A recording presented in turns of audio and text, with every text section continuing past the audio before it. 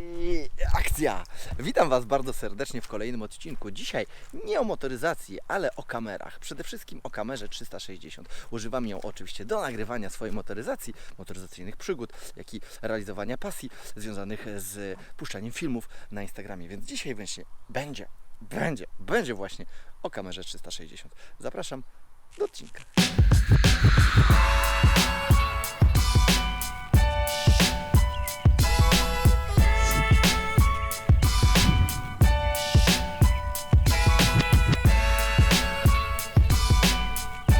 Ale dobra, starczy tej natury, porozmawiajmy o samej kamerze. Ale zanim przejdziemy do tej kamery, to po prostu rozpakujmy ją.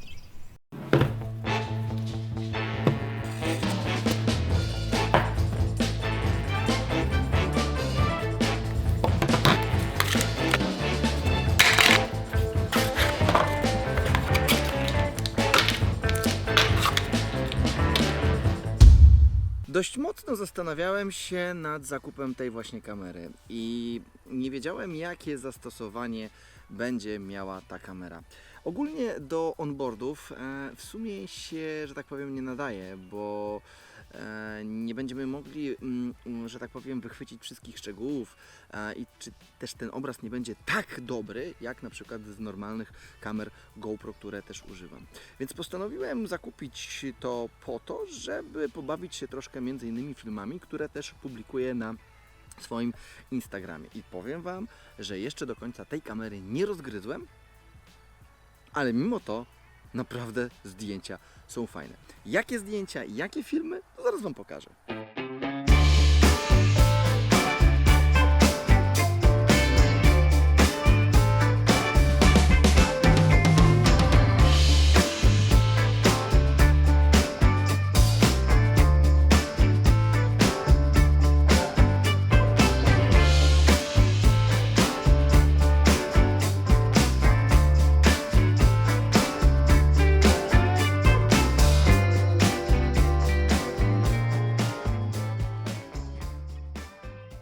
No to jak widzicie, zastosowania są różnorakie. Nie będę się wypowiadał na temat ilości klatek, ilości rozdzielczości, jakości, ale oczywiście tak na szybko powiem Wam, że można wykonać bardzo fajnego timelapsa, można używać w zwolnionym tempie, można oczywiście mieć możliwość zarejestrowania to w różnych trybach i te tryby naprawdę dosyć fajnie emitują takiego tak zwanego drona, który jakby leci za Tobą.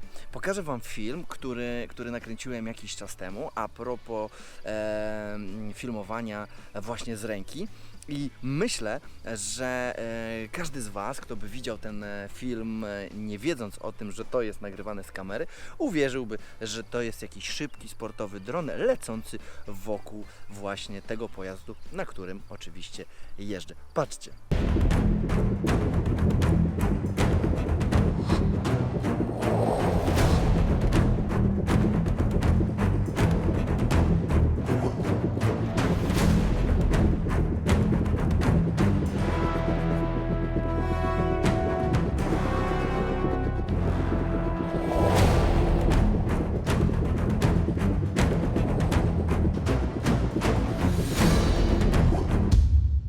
Powiem Wam, że robi to naprawdę fajną robotę.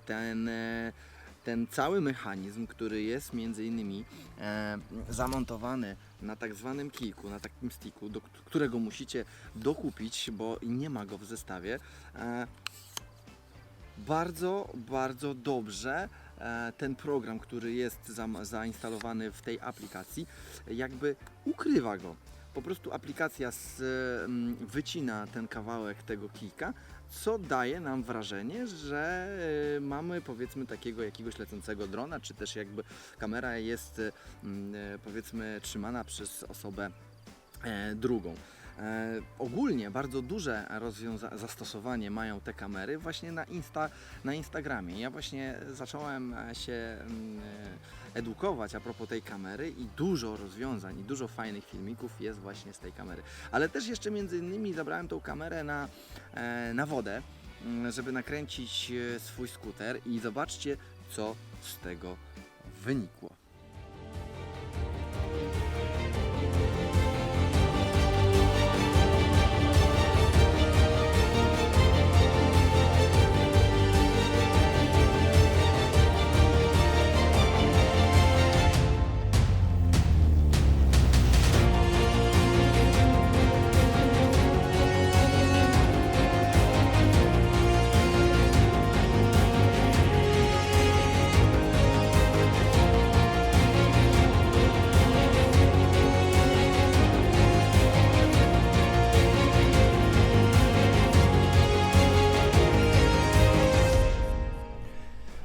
Zdjęcia są fajne, ale muszę przyznać, o czym nie wiedziałem, że kamera nie jest wodoodporna. Są specjalne case'y, które dokupujesz i wtedy ta kamera jest bezpieczna.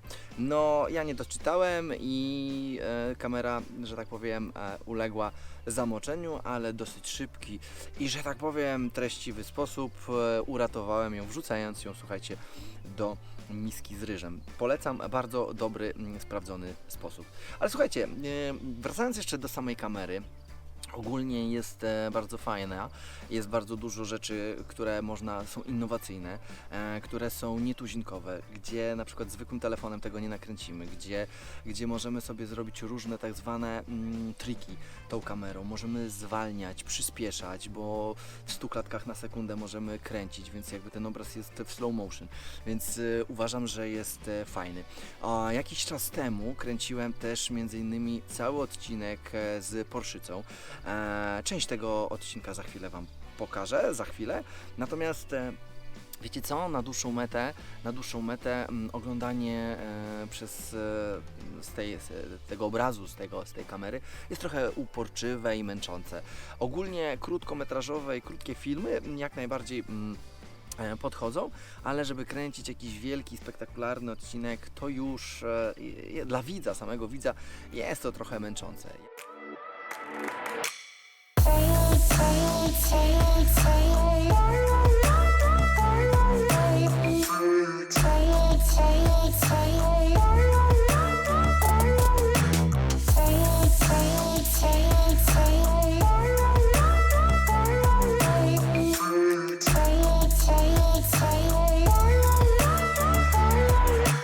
No dobra. W sumie obrazy są z tej kamery bardzo fajne i w sumie można powiedzieć, że wow. Ale wow też jest między innymi cena, za którą trzeba zapłacić. Insta360 One X kosztuje około 2000 zł. Do tego musisz dokupić patyk, czyli ten stick. Do tego też wodoodporny case by się przydał. Kamera jest trochę za droga, jeżeli chodzi o wykorzystywanie ją na przykład do takich instagramowych relacji. Jeżeli chodzi o kamerę, to jest trochę problematyczna w użytkowaniu, bo nie dosyć, że musisz za pomocą telefonu ją uruchomić, to druga sprawa, musisz ściągnąć aplikację. W tej aplikacji oczywiście ściągasz to, co jest z kamery i wtedy za pomocą programu obrabiasz sobie to i wtedy możesz sobie zastosować całe te 360, tak jak to ma niby wyglądać, ten cały Twój obraz, więc chwilę Ci to zajmie, więc jeżeli chciałbyś na przykład robić relacje Instastory, to tutaj ta procedura tego całego nagrywania, przetwarzania, wrzucania zajmie Ci chwilę, więc jakby to tylko ta kamera stanowi taki trochę dodatek do Twoich ujęć, które robisz albo z GoPro, albo na przykład z normalnego telefonu. Ja natomiast do swoich motoryzacyjnych nagrań używam GoPro, bo te GoPro jest na tyle fajne, że dysponuje dobrą rozdzielczością, dobrą jakością, dźwiękiem niekoniecznie, więc jakby posiłkuje się zewnętrznym mikrofonem. Tak samo w tej kamerze, ta kamera też tak samo nie do końca ma taki super ekstra dźwięk. Reasumując, jeżeli chciałbyś na przykład zaistnieć na Instagramie i wyróżniać się spośród innych instagramowiczów rodzajem filmów, to ta kamera jest dla Ciebie. Jeżeli jesteś oczywiście też między innymi cierpliwy i umiesz obsługiwać te wszystkie skomplikowane aplikacje, z którymi ja sobie czasem nie radzę, a jak nie radzę, tu i taka ciekawostka, w programie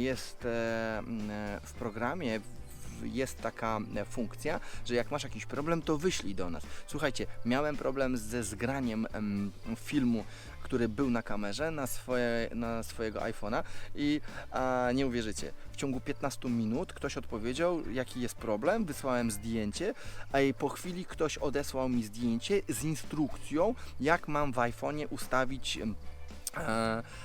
w aplikacji preferencyjne ustawienia, które spowodują, że cały materiał zostanie w szybkim tempie zgrany na mojego iPhone'a. Słuchajcie, rewelacja, jeszcze się z czymś takim nie spotkałem. Jeżeli chodzi o kręcenie onboardów, bo to też jakby motoryzacyjnie musimy gdzieś tutaj wpleść, to ona jest fajna, ale do kręcenia onboardów wewnątrz samochodu. Możesz sobie nakręcić, mocując tą kamerę wewnątrz, gdzieś na klatce i sobie wokół własnej osi, że tak powiem, podróżować i pokazywać dla widza, co się dzieje w danym momencie, bo wtedy cały obraz z całej rajdówki możesz szczytać i jest fajnie i emocjonująco. Natomiast tej drogi nie widać tak i nie nagrywa i nie szczytuje tej drogi tak, jakbyśmy szczytali to właśnie przez GoPro. Słuchajcie, ja się z Wami będę żegnał. Mam nadzieję, że ten materiał mówiący o właśnie takiej kamerze, którą używam też między innymi na Instagramie, czy do swoich Instastory, czy też do takich małych motoryzacyjnych stworzenia małych motoryzacyjnych materiałów Wam się, że tak powiem, spodoba. Ja natomiast używam sporadycznie, a jak używam, wygląda to bardzo fajnie. Jak widzicie, rozmawiam teraz do Was z tej kamery i też mówiąc do tej kamery, nie widzicie tego patyka z tej kamery, która rejestruje i wycina ten tak zwanego sticka, natomiast patrząc z tej kamery widzicie, co trzymam. Więc możecie ocenić i zobaczyć, jaka jest taka, że tak powiem, magia. Ja Was, słuchajcie, zapraszam do kolejnych odcinków, już też między innymi motoryzacyjnych, a jeżeli chodzi o Instagram i o takie lekkie vlogi, czym nagrywam, jaką kamerę, jakich kamer używam, to wrzucę Wam zaraz tutaj, albo pod filmem w linku. Żegnam się z Wami i życzę miłego wypoczywania, bo ja akurat w tej chwili wypoczywam. Strzała, cześć.